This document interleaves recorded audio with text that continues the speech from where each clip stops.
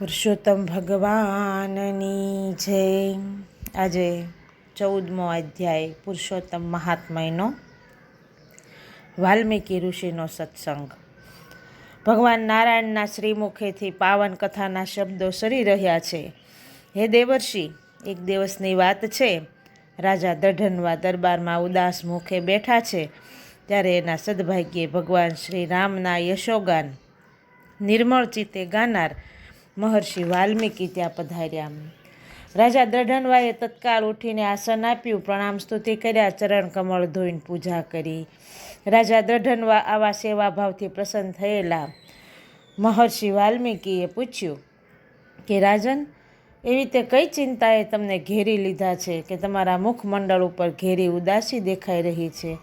ત્યારે રાજા દઢનવા અત્યંત વિનય અવાજે બોલ્યો કે હે મહર્ષિ, મૃગિયા રમવા ગયો તો ત્યાં જંગલમાં મેં એક પોપટ જોયો. એ દેવી પોપટ મને શ્લોક કહી સંભળાવ્યો. આ શ્લોક સાંભળ્યા પછી મને ઊંઘ વેરણ થઈ ગઈ છે અને ભોજન મને કડવા લાગે છે. રાજા દઢનવાએ એ શ્લોક ઋષિને કહી સંભળાવ્યો. પછી આર્ત સ્વરે પ્રાર્થના કરી કે હે ગુરુવર્ય, આપ મહાજ્ઞાની છો, આપ આ શ્લોકનું વિસ્તારથી વર્ણન કરી અને મારો શોક હરો. મને આ રાજ, આ સુખ, વૈભવ, સંતાન સુખ મારા કયા પુણ્યના બળે મળ્યું છે એ વિશે મને જણાવો, તો જ મારા હૈયાને શાંતિ થશે.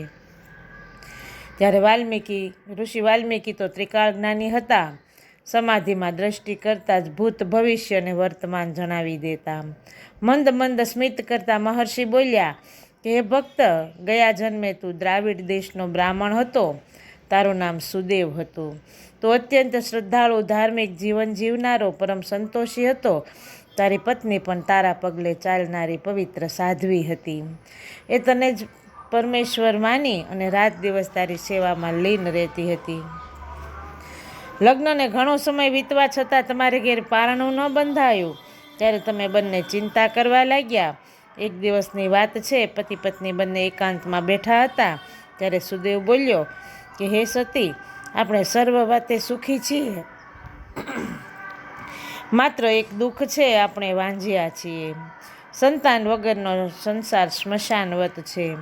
પિતૃઓ પણ પોતાના વંશમાં સંતાન થાય એવી ઝંખના રાખે છે. સંતાન વગરના વાંઝિયા માણસના દર્શન પણ અપશુકન ગણાય છે. હે સતી, મને તો આ જીવન ઝેર જેવું લાગે છે. પતિની આવી દુઃખભરી વાણી સાંભળી અને પતિવ્રતા ગૌતમી પતિને સાંત્વન આપીને ધીરજ બંધાવતા બોલી કે નાથ, તમારા જેવા પરમ ભક્ત અને વિદ્વાન પુરુષ પુત્ર સુખની ઝંખનામાં ચિંતાતુર બને એ યોગ્ય નથી. તમે સત્ય અને ધર્મના બળે સ્વર્ગ પ્રાપ્ત કરી શકવાને સમર્થ છો, છતાં પુત્રનો મોહ શા માટે?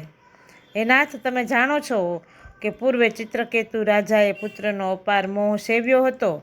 દેવર્ષિ નારદ અને અંગિરા મુનિએ એને જ્ઞાન આપી અને સંસાર મુક્ત કરવાનો પ્રયાસ કર્યો હતો. દુષ્ટ પુત્રથી દુઃખી થઈ ગયેલા રાજા ચિત્રકેતુએ વનમાં ભટકી અને આયુષ્ય પૂરું કરેલું.